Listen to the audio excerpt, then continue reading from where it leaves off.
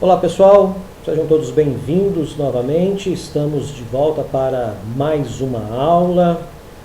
Então quero desejando a todos aí o bom dia 1, para que você tenha aí um excelente dia. Também o bom dia 2. Pega seu livro, já vai se organizando, pega seu caderno, lápis, borracha, para fazendo as anotações. Nós vamos hoje trabalhar da página 43 até a página 48, então é um conteúdo bem grande, nós não podemos perder tempo não. Nós estamos então no capítulo que está falando da formação das monarquias nacionais, mais para frente a gente vai falar também sobre o absolutismo. Na última aula nós falamos ali com relação ao rei que volta a governar. A impressão que deu é que ele voltou a governar de forma assim bem simples. O processo de tomar o poder, de conquistar, de impor a sua autoridade foi algo bem simples, foi rápido. Na verdade não foi bem assim. Na verdade foi um processo demorado e complicado. Houve ali alguns problemas. Alguns senhores feudais não aceitaram a força do rei, não aceitaram a imposição do rei, não queriam entregar o seu território, e isso vai gerar guerras, isso vai fazer com que o exército dos senhores feudais contra o exército do rei.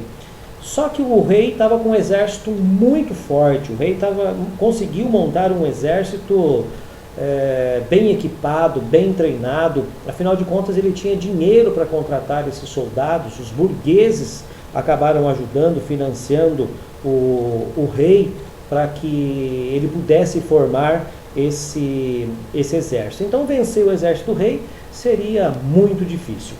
Outros senhores feudais, eles acabaram usando um pouco mais ali a diplomacia, vamos dizer assim, foram espertos e chamaram o rei para uma conversa, acabaram se colocando ali à disposição do rei, para não perder também ali todo a mordomia, o privilégio que eles tinham. Então, em alguns lugares aconteceram guerras para o rei impor a sua autoridade, em outros lugares os próprios senhores feudais acabaram se colocando à disposição.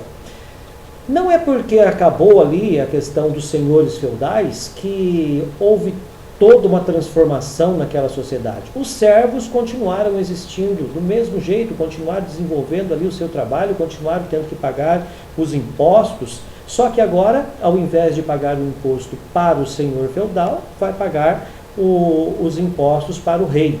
Essa foi a prática que aconteceu ali na Inglaterra, foi essa prática que aconteceu na França. Na Inglaterra vai até o século XVII, na França até o século XVIII, ainda tem esses resquícios do feudalismo, a questão ali da servidão. Tranquilo? Então agora nós vamos falar especificamente aí da formação dessas monarquias nacionais, que nós podemos chamar hoje de países. Nós vamos falar aqui de 4 países que acabam se formando. Então primeiro vai ser a Inglaterra, depois nós vamos falar da França, e depois nós vamos falar ali da Península Ibérica, que vão se formar ali 2 países, a Espanha e também Portugal. Então o primeiro que nós vamos ver, a primeira monarquia a se formar, vai ser a monarquia inglesa. Ela começa, então, ela vai se formar, melhor dizendo, ali nas Ilhas Britânicas, afastado do continente europeu, mas não deixa de fazer parte do continente europeu. Então, nessa região, né, nesse conjunto de ilhas aqui, a Inglaterra vai fazer parte de uma delas. Ali vai se formar, então, a monarquia inglesa. Como essa monarquia vai se formar? Bom, povos que viviam ali na região da Normandia, perto ali na França, eles vão até essas ilhas e vão entrar em conflito com os povos que viviam ali, os anglo-saxões, e vão conseguir expulsar esses povos que estão ali e dominam aquela região. Um detalhe muito interessante, aqui tem uma informação muito importante que você deve prestar atenção, porque a gente vai utilizar essa informação um pouquinho mais tarde. A formação da Inglaterra foi por pessoas, grupo de pessoas que viviam ali na França. Então eles tinham uma ligação forte ali com o território francês. Isso lá na frente vai ter um significado para a gente, tá bom? Então eles vão até as Ilhas Britânicas e conquistam aquela região. O responsável por essa conquista vai ser Guilherme, o Conquistador. É ele que vai liderar esse grupo de pessoas que vão até essa região, as Ilhas Britânicas, e vão conseguir impor a sua autoridade àqueles povos que estão vivendo ali. E, a partir dali, ele vai obrigar essas pessoas, aqueles que permanecem ali, a fazer o juramento de fidelidade agora para o rei.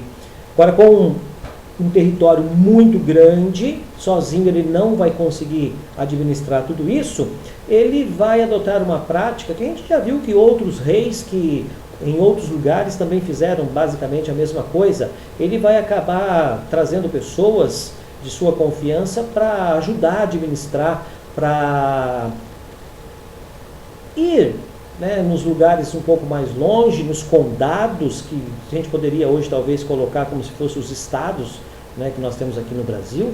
Então, eram regiões que foram subdivididas ali o território, e ele então vai colocar uma pessoa de sua confiança para administrar aquela região. Essa pessoa, seriam ali os xerifes, que vão cuidar tanto da questão política, quanto da questão da segurança, da questão econômica. Então, os xerifes são aqueles que vão administrar os condados para ajudar o rei a administrar todas aquelas terras. Depois desse, nós temos ali um outro rei. Aqui a gente tem as informações do início da formação da monarquia inglesa. Depois nós temos um próximo rei, que vai ser Henrique II. Esse Henrique II vai fortalecer ainda mais o seu poder, vai concentrar ainda mais o seu poder. Ele vai reinar ali durante 35 anos, de 1154 até 1189. E ele vai tomar algumas decisões, como por exemplo, ele vai unificar as leis de toda aquela região. Com isso ele acaba enfraquecendo ainda mais alguns senhores feudais que ainda permaneciam naquela região. O rei, ele vai atender ali algumas necessidades da burguesia. Lembra daqueles problemas que a burguesia acabava enfrentando, para comercializar ali o seu produto? Então, ele vai atender ali algumas necessidades da burguesia. Ele vai governar de forma absolutista, quer dizer, ele vai concentrar todos os poderes nas suas mãos. Ele não precisa pedir autorização para ninguém para tomar uma decisão. É ele que vai criar as leis, é ele que vai criar ou aumentar os impostos, é ele que vai tomar todas as decisões. Pode declarar guerra contra uma outra monarquia, contra um senhor feudal, ele pode firmar paz, enfim, ele tem toda a autoridade nas suas mãos. Ele reina de forma absolutista. Um outro rei em destaque vai ser o rei João Sem Terra. Esse nome Sem Terra, esse complemento, ele tem uma explicação para isso. Ele acabou se envolvendo em diversas guerras e acabou perdendo muitas dessas guerras. E lembre-se que ao perder determinadas guerras, ele acabava perdendo também territórios. E isso vai fazer então com que ele passasse a ser chamado João Sem Terras, porque ele acabou perdendo boa parte ali do território. Isso vai gerar um conflito interno ali na Inglaterra. Então, a partir de 1215, a nobreza feudal vai tomar uma decisão. A nobreza feudal ela vai se organizar e vai obrigar o rei a assinar, a concordar com a imposição da Magna Carta. Olha que pergunta interessante para a prova. O que foi a Magna Carta que João Sem Terra foi obrigado a assinar, a respeitar? Isso é interessante. Então, a partir do momento em que foi feito esse documento, essa carta, ele não poderia mais governar de forma absolutista. A partir desse momento, ele não toma mais decisão sozinho. Na verdade, ele não vai ter força para tomar decisão. A partir dessa carta, da Magna Carta, ele vai ser obrigado, então, a obedecer também o parlamento. Para tomar uma decisão, o parlamento tem que aprovar. Então, a partir de agora, ele não pode mais fazer aquilo que ele quer, nem aumentar impostos, nem criar leis, enfim. Agora, para se tomar uma decisão, é necessário o apoio, a aprovação do Grande Conselho, que vai ser o parlamento um pouquinho mais à frente. Esse documento, ele vai trazer também alguns benefícios para a população. A população que vivia meio apavorado com tudo aquilo que poderia acontecer, eles poderiam ser presos e punidos mesmo sem ter cometido algum crime ou sem ter comprovado algum tipo de crime. Então, a partir de agora, o rei já não pode mais também condenar alguém sozinho. Vai ser necessário, então, ter um julgamento, e depois desse julgamento, se for comprovado e a pessoa for condenada, aí sim ele vai pagar pelos crimes que ele cometeu. Mas, sem o julgamento, não pode condenar ninguém. O que antes não acontecia, porque o rei, se ele determinasse alguma coisa, deveria ser cumprido. Então as pessoas acabavam sendo condenadas, mesmo sem o direito de provar a sua inocência, porque o autoritarismo, o absolutismo do rei, ninguém contestava. Até mesmo, falar mal do rei, criticar o que ele fazia, poderia ser motivo do rei mandar prender e tomar outras decisões contra aquela pessoa. Muito bem, então a partir de agora ele não governa mais sozinho, ele precisa de quem? Isso, ele precisa do Grande Conselho, do parlamento. Esse Grande Conselho, ele, no início, vai ter a Câmara dos Lordes, que era formada pela alta nobreza e pelo clero. Depois nós vamos ter dois outros grupos que passam a fazer parte. Aí sim nós temos o parlamento, tá? Que vai ser a Câmara dos Comuns, que vai ser formada ali pelos burgueses e também pela baixa nobreza. Então, agora nós temos duas câmaras. O parlamento é formado por duas câmaras.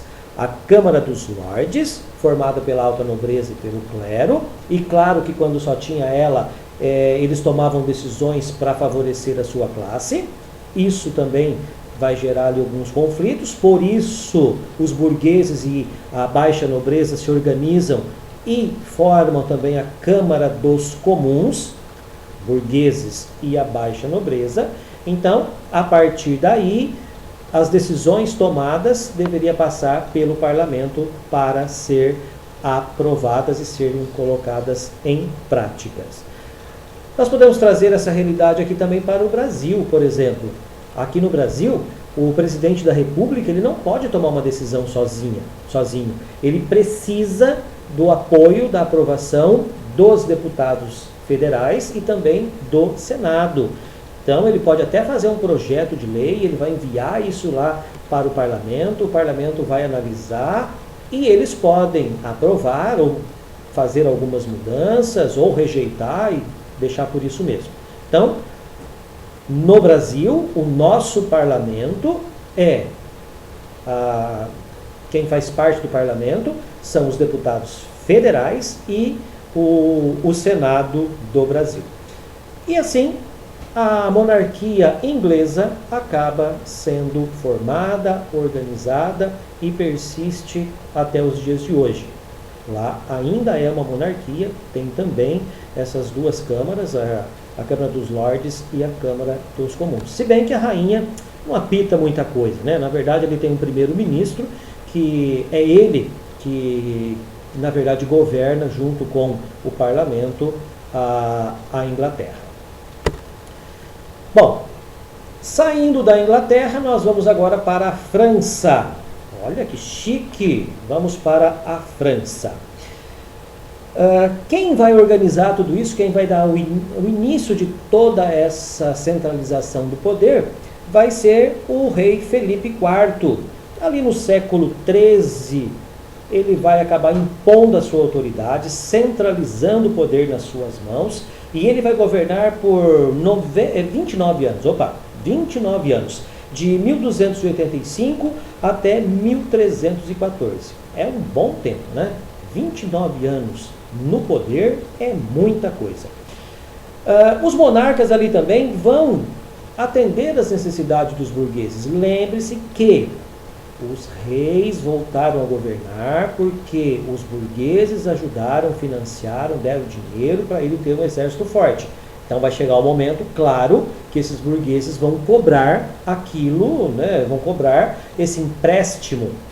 Não vai ser pago exatamente em dinheiro, mas em benefícios. Ele também vai atender ali as necessidades dos burgueses. Já sabemos quais são: unificação de moedas, unificação dos pesos e medidas, segurança nas estradas, unificação dos impostos, das leis, das taxas, tudo isso para facilitar o comércio, o transporte de mercadorias desses comerciantes. E ele também vai emitir cartas de franquia. Lembra o que são essas cartas de franquia? As cidades que queriam se tornar independentes dos senhores feudais e poder se administrar, né, a sua cidade, se administrar, eles precisavam então dessa carta de franquia. Então esse rei, ele passa a emitir essas cartas de franquia, porque daí, de certa forma, essas cidades se desligam, né, do senhor feudal e até mesmo do rei, e tem autoridade ali para passar a se organizar. Claro que não vai se desligar totalmente do rei, mas eles têm uma certa autonomia para tomar ali algumas decisões. Outra coisa importante que ele vai fazer é aumentar o poder do tribunal real. Cada feudo tinha ali as suas leis, né? Cada senhor feudal colocava as suas leis, e quem vivia ali naquela região tinha que obedecer, seguir e ser julgado de acordo com as leis dos senhores feudais. A partir de agora, já não vai ser mais assim. A partir de agora, vai ser utilizado, vai ser julgado, vai se usar as leis criadas pelo rei, e não mais aquelas leis de cada localidade. Um outro fator importante para a organização, para a formação da monarquia francesa, vai ser ali o sentimento de nacionalidade que vai acontecer com a Guerra dos 100 Anos. Na verdade, a Guerra dos 100 Anos não foi bem 100 anos, né? Porque se ela começou em 1337 e vai terminar em 1453, significa então que, na verdade, a guerra teve 116 anos. Mas tudo bem. Então, a Guerra dos 100 Anos. Uma guerra tem que ter sempre, no mínimo, dois lados, né? Ninguém vai guerrear sozinho. Tem que ter, no mínimo, dois lados. Então, quem vai guerrear com quem aqui? A Inglaterra e a França são os dois países, as duas monarquias que vão entrar em conflito. Ninguém declara guerra sem motivo. Tem que ter um motivo. Nesse caso aqui, nós vamos ter dois motivos. O primeiro motivo é que eles estavam disputando, tanto a Inglaterra quanto a França, eles estavam disputando uma região, a região conhecida como Flandres. Ali era uma grande produtora de tecidos e isso gerava muitas riquezas, muitos impostos. Quem estava tomando conta, na verdade, Flandres estava ali sob o domínio da França, e a Inglaterra queria tomar e a França não queria deixar, então entraram em guerra. Segundo motivo dessa guerra. Lembra que eu falei para vocês lá no começo que a Inglaterra foi formada por grupo de pessoas, né, liderado por Guilherme, mas eles viviam ali na região onde era a França, e daí eles foram lá para as Ilhas Britânicas, enfim. Então, o laço com as pessoas ali da região... Muito bem, voltando, vamos olhar a palavra, porque a garganta também não aguenta muito, não. Então, aquelas pessoas que foram lá para as Ilhas Britânicas e ali formaram a monarquia inglesa, eles tinham laços de parentesco também na região ali da França. Então, um rei da Inglaterra, ele vai dizer o seguinte: eu também posso assumir o trono da França e juntar a Inglaterra com a França. E eu posso passar a governar, então, as duas monarquias, transformar em uma única monarquia. E daí, claro, não teve acordo e a guerra aconteceu.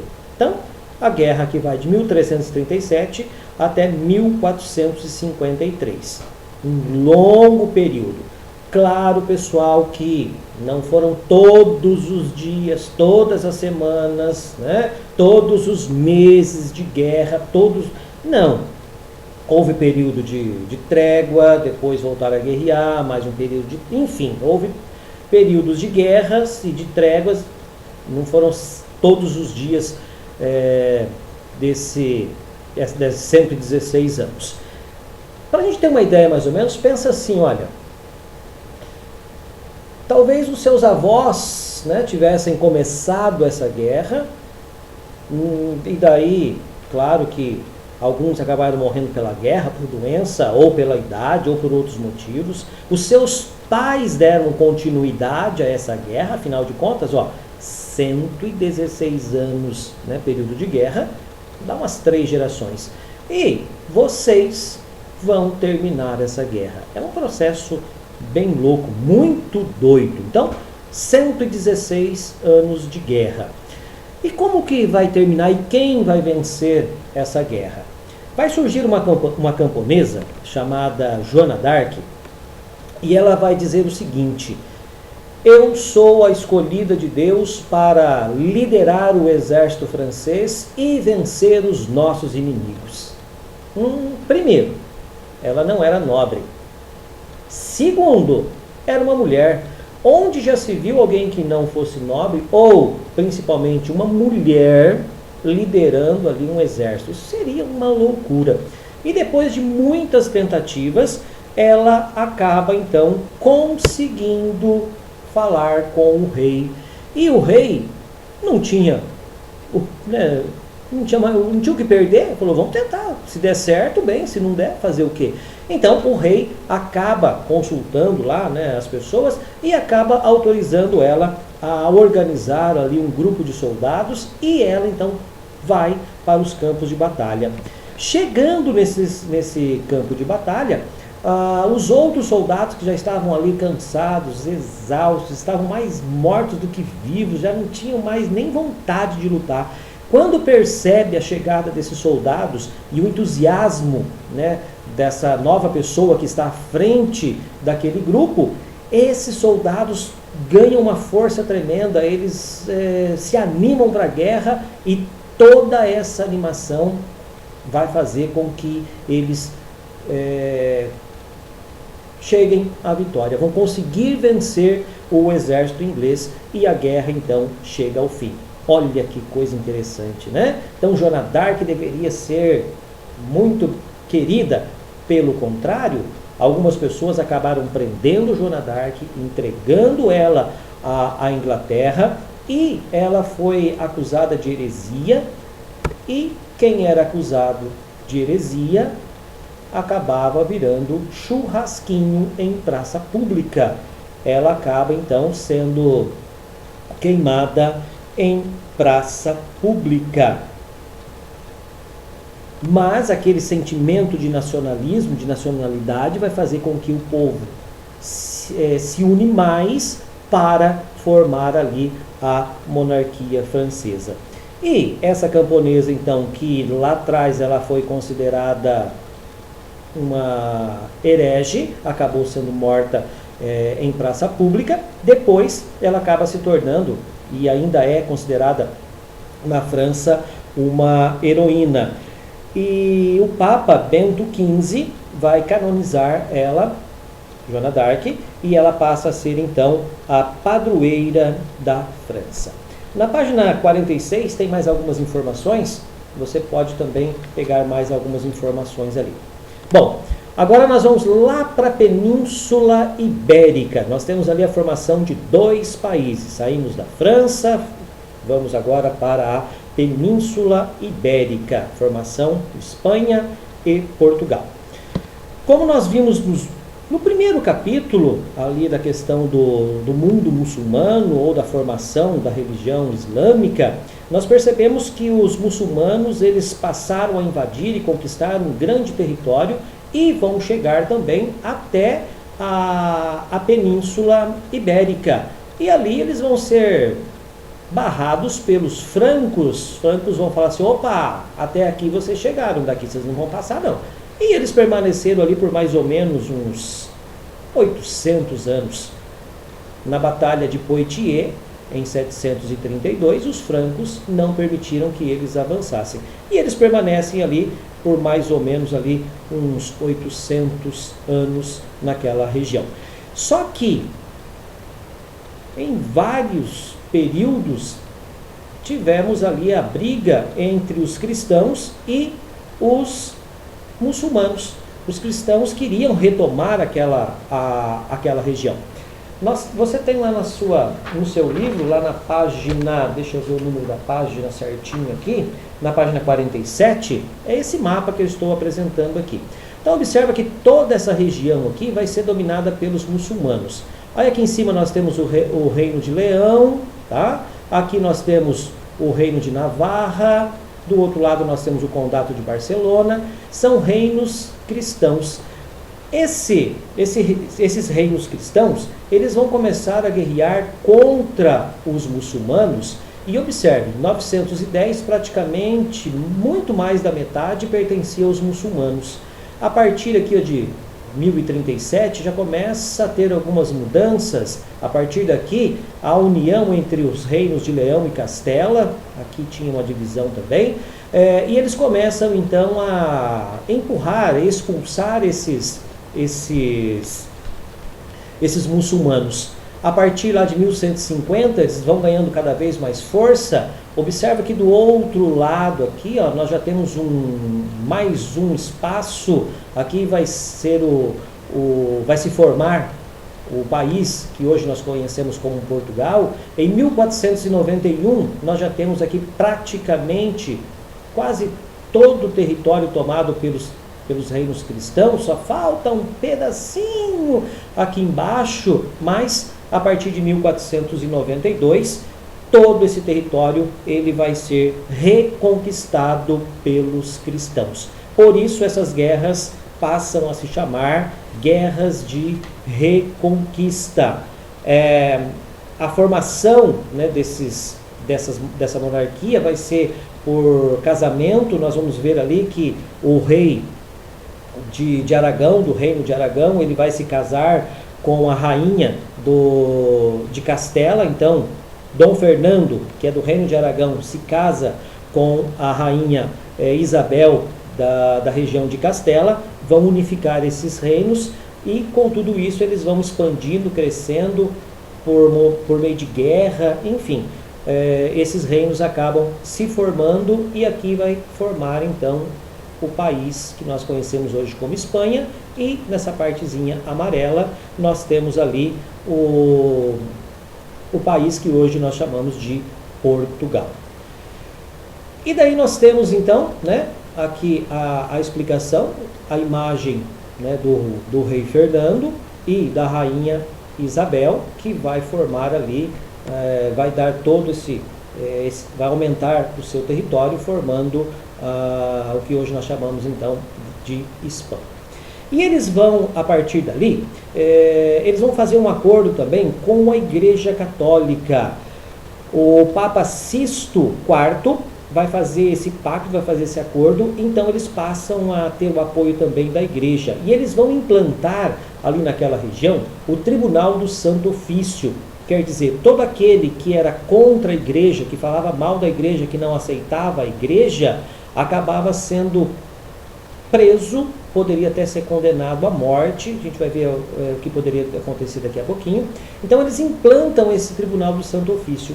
E eles aproveitam, o rei Fernando e a rainha Isabel, eles aproveitam esse Tribunal do Santo Ofício e coloca também, não só na questão religiosa, mas coloca também na questão política. Então falar mal, criticar o rei, também vai ser motivo para ser levado ao Tribunal da Inquisição. E ali eles passavam ali por dificuldades tremendas.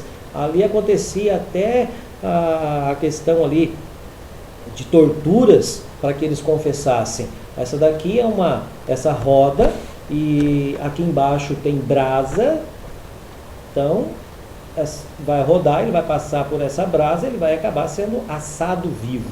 Então essa era uma prática que se colocava para que as pessoas pudessem, vamos dizer, assumir um crime que na verdade às vezes ele nem tinha cometido. Então esse foi o Tribunal do Santo Ofício. E aqueles que passavam pelo tribunal e eram condenados, eles poderiam ali ter uma pena diferenciada. Por exemplo, eles poderiam ter os seus bens confiscados, eles poderiam sofrer humilhações públicas ou castigos físicos em praça pública, e outros acabavam sendo queimados em praça pública para servir também de exemplo para os outros.